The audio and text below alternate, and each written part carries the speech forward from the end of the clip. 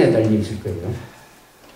시도를 해가지고 손에서 모래처럼 빠져나가는 권력을 또 놓지 않겠다 하는 식으로 했습니다.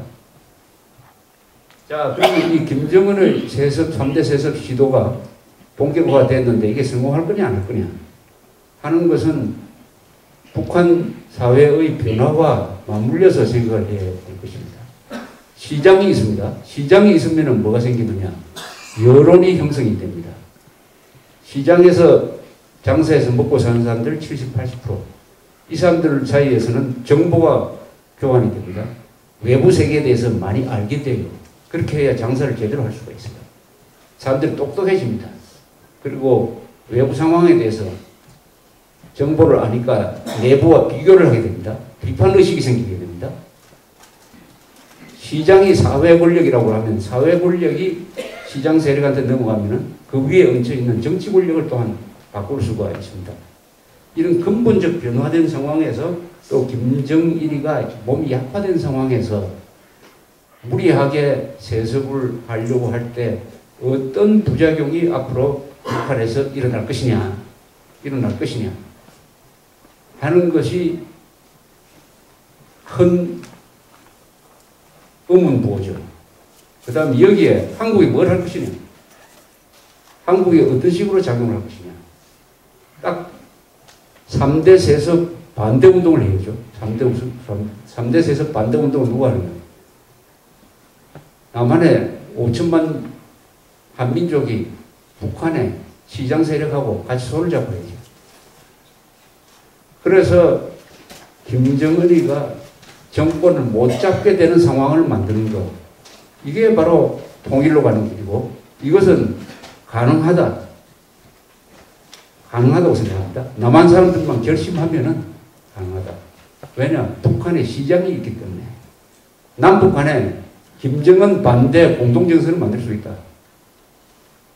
그것을 가르쳐준 게 다른 사람이 아니고 북한이 가르쳐준 거예요.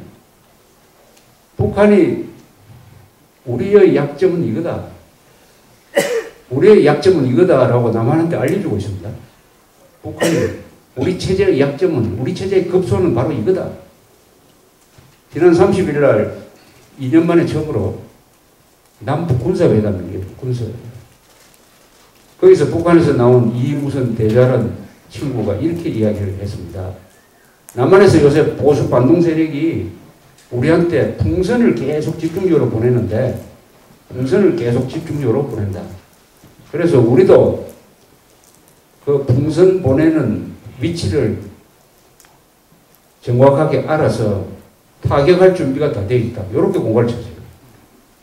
타격할 준비가 다 되어 있다. 보내는 위치를 알았다. 얼마나 급하면 그런 소리를 했겠습니까? 그런데 풍선 보내는 사람이 뭐 많습니까? 이렇게 대대가 됩니까? 군대가 보냅니까, 풍선을? 지금 국정원이 풍선 보냅니까?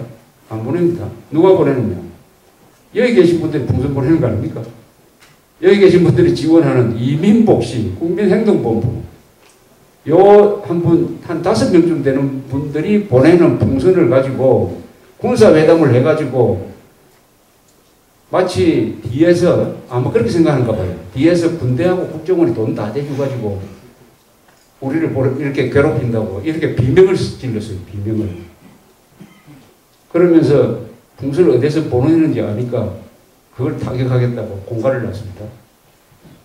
한 이틀 전에 우리 김동일 선생 82회 생신 무슨 식사 모임이 있었는데 거기 이민복 씨가 왔어요.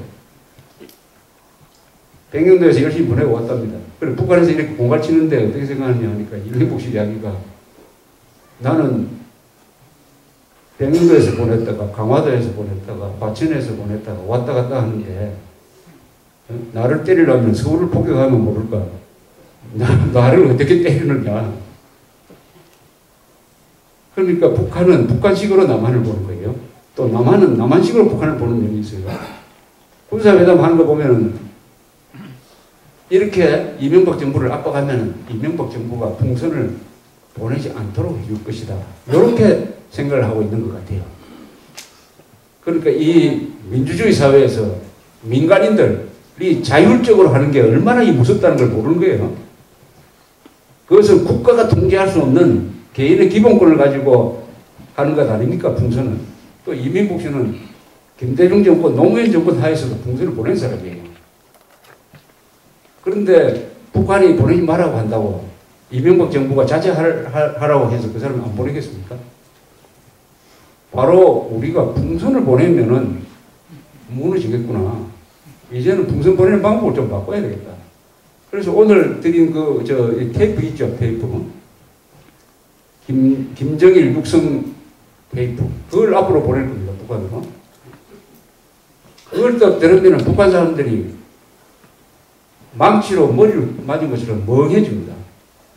우선 김정일이가 말을 잘 하는 줄 알아요, 북한 사람들은. 김정일 말은 외마디밖에 북한 사람 들어본 적이 없어요.